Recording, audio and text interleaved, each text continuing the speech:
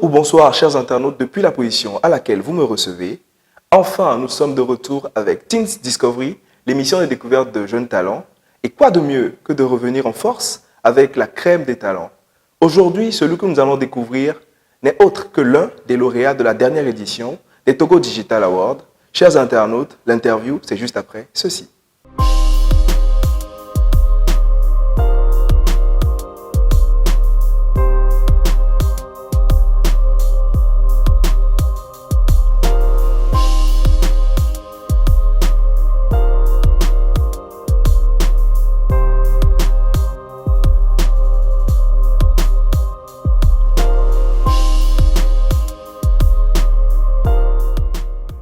Bonjour Junior, comment tu vas? Bonjour, je vais bien et toi? Ça va, alors très heureux de te recevoir aujourd'hui. Déjà pour commencer, présente-toi à nos chers internautes. Je suis Kofi Junior Awassia, je suis tech entrepreneur et CEO de la startup Binary Hub. Ok, déjà pourquoi le choix de ce domaine-là? Alors il faut dire que depuis mon enfance, j'ai toujours eu une passion pour les nouvelles technologies. Et donc dans mon cursus scolaire, je me suis orienté vers les nouvelles technologies, l'électronique. Le pourquoi j'ai créé par la suite la startup Binary Hub. D'accord, Binary Hub. Alors, souvent quand on parle de Binary Hub, on ne voit que toi. Mais d'abord, avant de venir à ce niveau-là, j'aimerais savoir quels sont les besoins auxquels vous répondez concrètement. Alors au niveau de Binary Hub, nous essayons de trouver des solutions technologiques aux problèmes de la société. Parce qu'aujourd'hui, nous avons la possibilité de développer des solutions vraiment techniques, que ce soit dans l'agriculture, dans l'énergie ou même la médecine. On peut avoir des solutions technologiques. Donc du coup, nous avons pensé à la startup Binary Hub pour trouver des solutions à ces problèmes. D'accord, donc je disais tantôt qu'on ne voit que toi sur les réseaux, partout, quand on parle de Binary Hub. Est-ce à dire que c'est toi seul qui travaille ou tu as d'autres partenaires et tout? Ok, il faut dire qu'au niveau de Binary Hub, c'est Binary Hub en fait la maison mère. Mais nous avons d'autres projets aussi. Et donc, l'équipe est divisée en deux. Donc, il y a le projet Akari, le projet Edu. Donc, sur chaque projet, il y a des collaborateurs. Quand on prend Edu, par exemple, il y a des formateurs avec qui on fait des formations. Quand on prend Akari, il y a ceux qui font la production, ceux qui font le marketing et tout. Donc, je ne suis pas seul. D'accord. Donc, parlons de ces projets justement, Akadi et Edu. Tu peux nous dire un peu plus autour de ces projets-là? Ok. Edu, c'était le premier projet qu'on avait lancé après l'ouverture de Binary Hub. Donc, l'idée, c'était de former les enfants sur les thématiques liées aux sciences. Aujourd'hui, on parle de STEM éducation. Enfant de quel âge? À partir de 7 ans. 7 ans. Est-ce qu'un enfant de 7 ans est apte à bien... Oui, exactement. L'idéal, c'est de commencer très tôt pour que l'enfant puisse vraiment adhérer les choses. Donc, quand on parle de STEM, c'est les sciences, la technologie, l'ingénierie et la mathématique. Donc, aujourd'hui, on a besoin de ces 4 éléments pour le futur, en fait. Donc, on forme les enfants pour qu'ils puissent adhérer à ça. Quand on prend les mathématiques aujourd'hui, c'est vraiment basique. Ouais, et puis, c'est sous-estimé dans les écoles en général. Exactement. Donc, l'idée, c'est de présenter toutes ces matières de façon plus attractive avec les enfants. Pour que tout le monde puisse aimer. Exactement. Quand on prend, toujours dans le domaine de la mathématique, on fait que des équations, alors que nous, de notre côté, on fait les jeux d'échecs, par exemple. Ok, ça fait partie des mathématiques. Exactement. On essaie d'illustrer, en fait, ce que les enfants n'arrivent pas à voir, en fait, ou bien à toucher. Quand on parle de 1 plus 1, de plus 2, c'est vrai qu'on avait des bâtonnets, mais aujourd'hui, il y a plusieurs moyens, surtout open source, de pouvoir illustrer ces matériels. Donc, du coup, voilà ce qu'on fait avec le projet éducatif.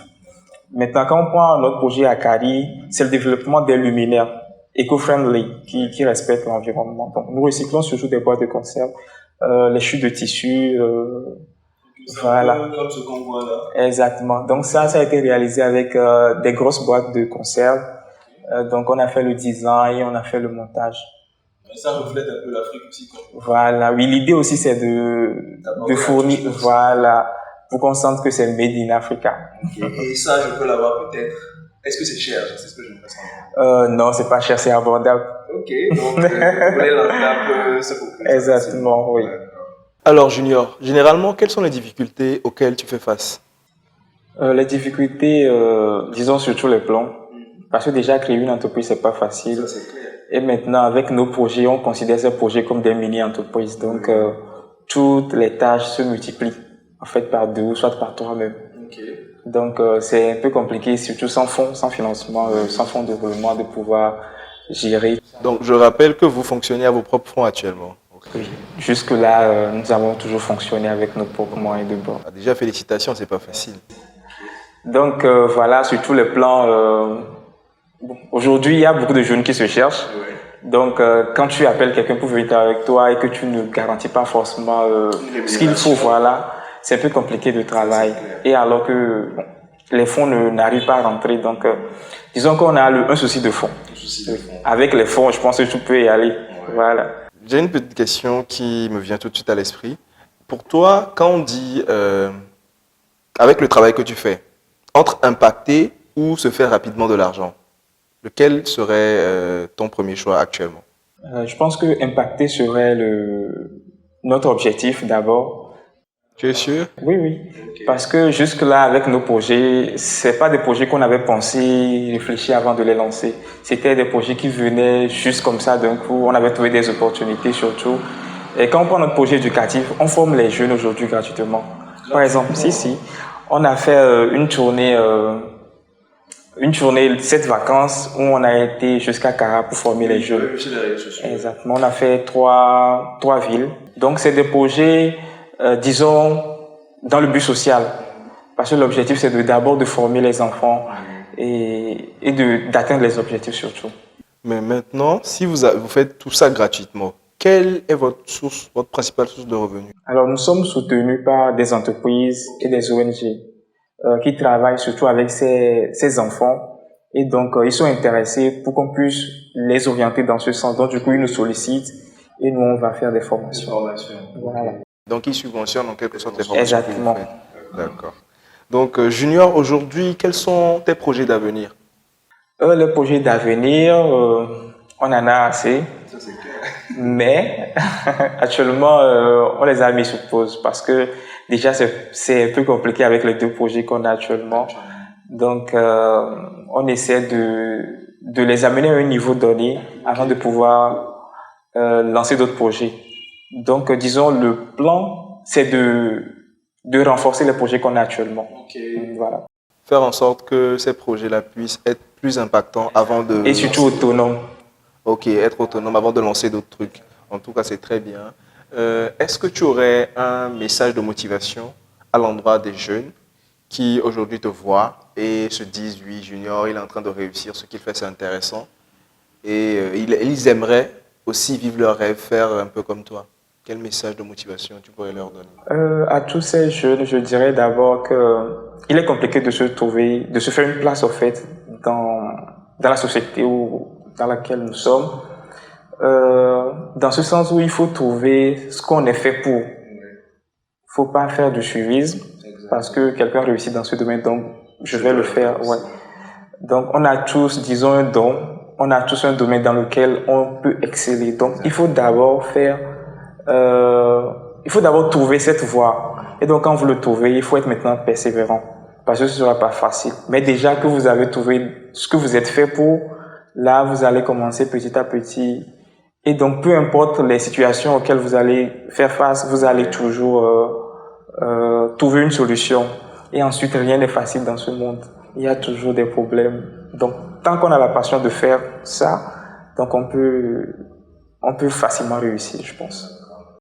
Merci beaucoup à toi, Junior. C'était un réel plaisir de t'avoir et nous te souhaitons bon vent à toi et à toute ton équipe. Merci. Parce que vous faites du bon boulot. Et attends, un dernier mot parce que les TDA, je pense que vous avez eu un peu de jet, tout ça. Et donc maintenant tu es un peu riche et tout, non? Un dernier mot pour nos chers internautes. Par rapport au TDA, on ne peut pas te laisser comme ça sans un mot par rapport à ton prix des TDA. Donc, quel a été ton ressenti par rapport à ce prix? Est-ce que c'était une consécration de ton travail, tout ça? Ou c'était une déception? Bon, dis-nous. Par rapport au TDA, nous avons été retenus à travers notre projet éducatif, la formation des enfants sur les activités numériques. Okay. Donc, nous sommes les premiers dans la catégorie travaux académiques. Et donc, nous avons reçu notre prix la dernière fois. Donc, disons que c'était un prix d'ensemble.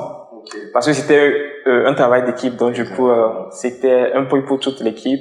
Et c'était une joie pour nous parce que ce prix, en fait, nous a permis de voir l'impact de notre projet, puisqu'il y a eu un jury derrière. Et puis il y a eu des votes, donc il y a une communauté Exactement. qui est là. Donc, on pense que notre projet a de l'impact, le pourquoi nous avons été sélectionnés.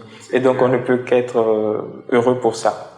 Donc félicitations encore. Merci bien. Merci. Merci. Merci à vous. Ne jamais lâcher prise et toujours croire en ses rêves, chers internautes. C'est sur ces mots de Junior Awassia, CEO de Binary Hub, que nous refermons cette édition de Teens Discovery. À très bientôt et restez branchés.